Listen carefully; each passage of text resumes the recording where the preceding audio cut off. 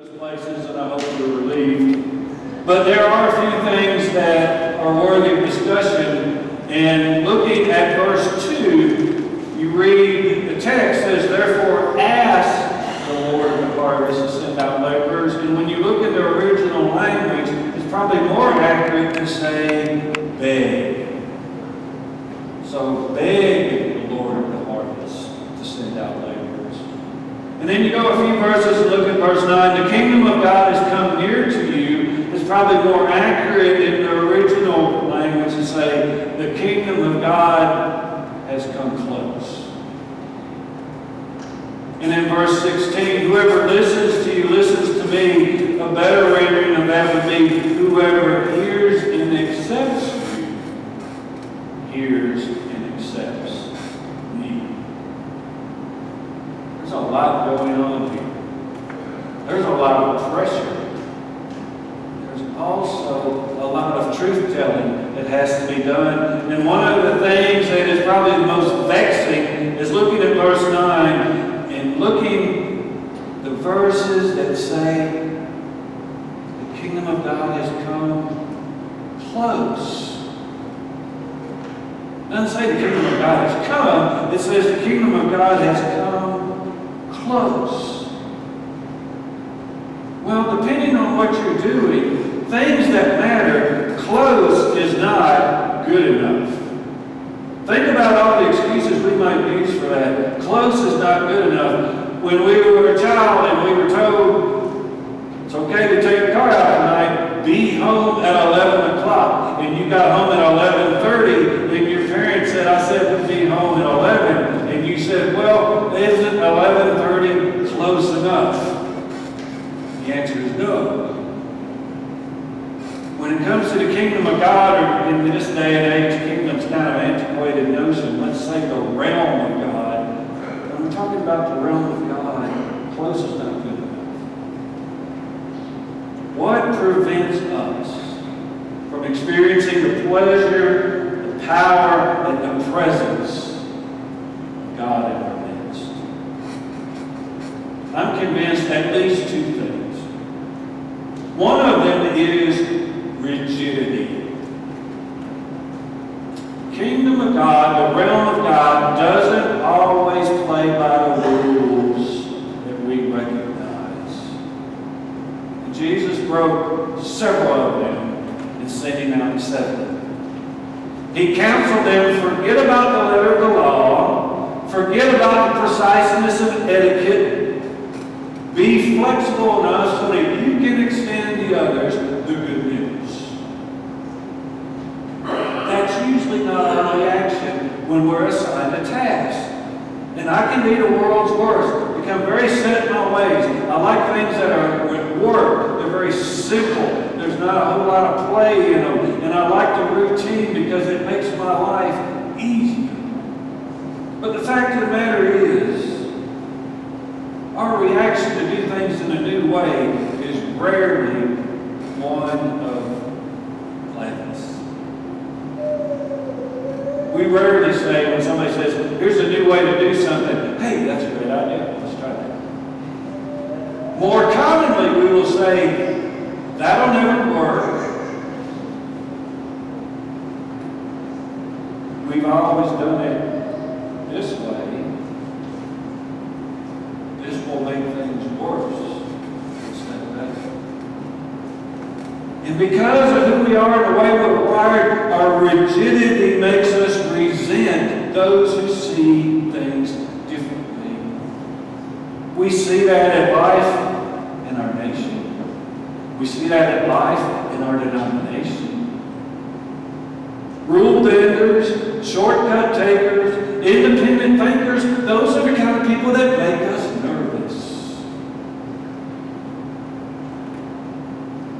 When Christ offered people the chance to participate in the kingdom in his realm, he did not come, as some wanted him to, with military might or political power that many expected. In fact, quite the opposite. It was done with an offering.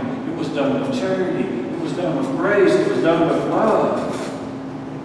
And people could not see this new incarnation of God's love And in doing so, they let the moment pass by. And then only later when, aha, that guy really did know what he was doing. I fear sometimes that we have jewels in our midst that we sometimes cannot see. So if rigidity is one thing that gets in the way, I think the other that is even more crippling is fear. There are times we know what to do and how to do it, but we remain frozen by fear. A lot because of all the aforementioned things that I mentioned earlier. But I think fear keeps us immobile, and it also murders all of our hopes and nurtures our doubts. You know, it would be great if it worked this way. And if it works for you, I would love to have a conversation with you after church. But I have yet to have a big lightning bolt pop in front of me.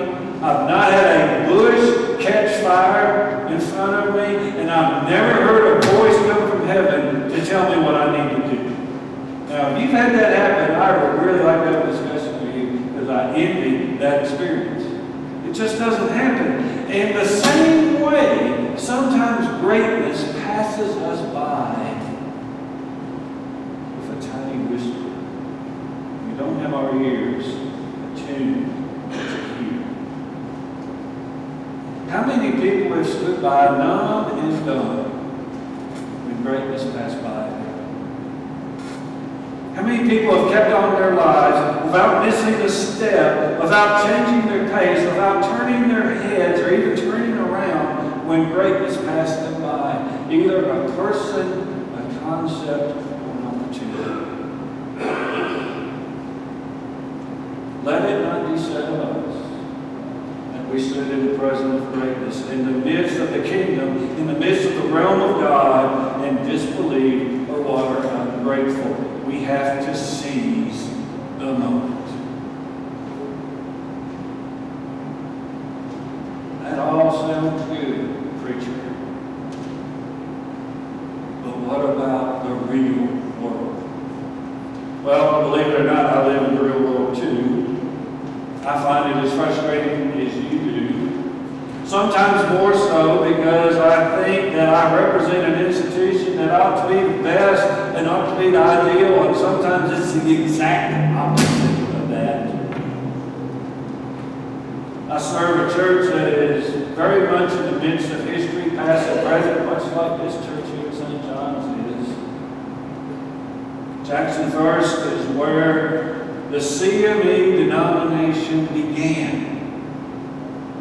It began in the basement of our church, where 40-some former slaves who are now free, and people in the congregation wondered what would happen to our slave and now free Negro attendants.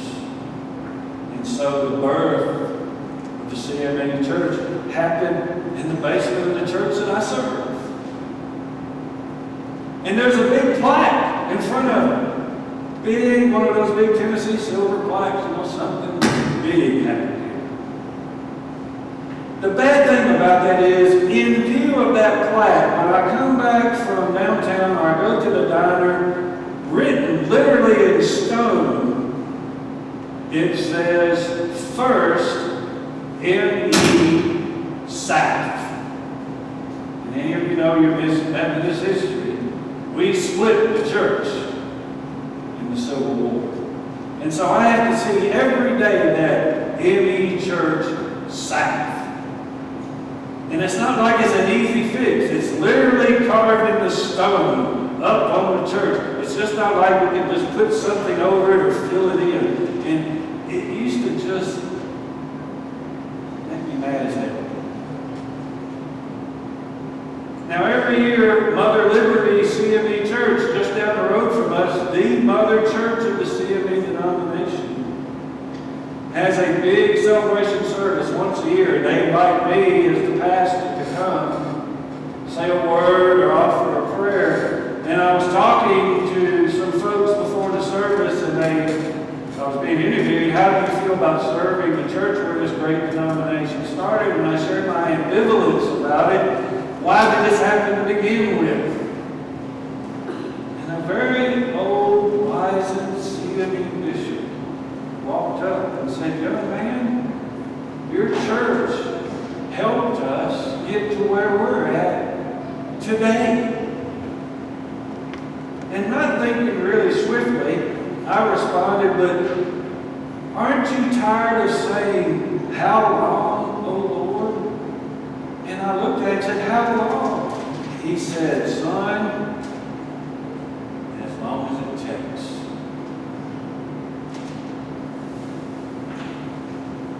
So when we ask about the kingdom of God coming close, close isn't good enough. Doesn't matter if we're talking about the color of one's skin. Doesn't matter if we're talking about the identity that one has for themselves. Doesn't matter where people are from. Close is good enough. But we do it as long as it takes, so we get closer. And hopefully one day we are the kingdom of God. We are the realm of God that Jesus wants for us. And when we send out folks and they come back rejoicing, they don't say, well, we got close. We can say, we were, we are, we will be the realm of God. The question we have to ask ourselves continually, what is it that prevents us from experiencing the presence and power of God in our midst? Before we think we have done enough, let us always be reminded, close isn't good enough. Let us also be reminded, but we will do it as long as it takes. There are glimpses of hope, my brothers and sisters. This congregation represents those who love everybody. And you've been public about saying that. The church I'm serving is starting to understand that the downtown area that they once considered the plum part of town is now where the most amount of mission needs to take place. So we're getting closer. We're not there yet. Close is not good enough. The good news is today we get to experience a taste of the realm of God when we come to the table. It helps us know that the kingdom of God is here, and that we come to this table as equals. We also come to this table humbled. Sometimes God will take us places we didn't expect, even when we prayed for it. Been very blessed to serve different churches and be able to preach in different venues. I can't tell you how anxious I am about being here today. I know the history of this church. I know what wonderful things your congregation does. And by the way, you have one of the best pastors in Methodism. It's not just because he's my best friend. It's just because I know him. I know his heart. But when you pray for the kingdom of God, the realm of God, you've got to be ready for what that means. And it may be something different than you thought.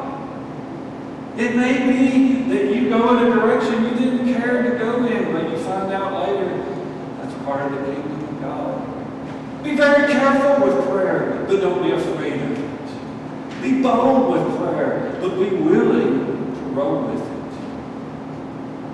I was a very young, naive preacher. There's nothing more dangerous in this world than a recent seminary graduate.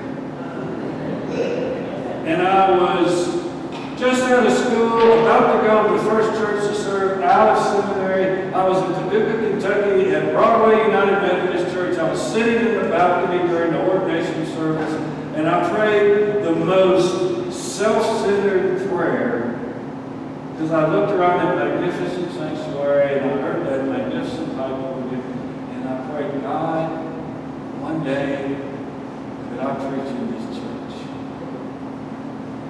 I did preach in that church. Somewhere around March of 2011. I'd just been named the district superintendent of that district. I should have been more specific about my prayer.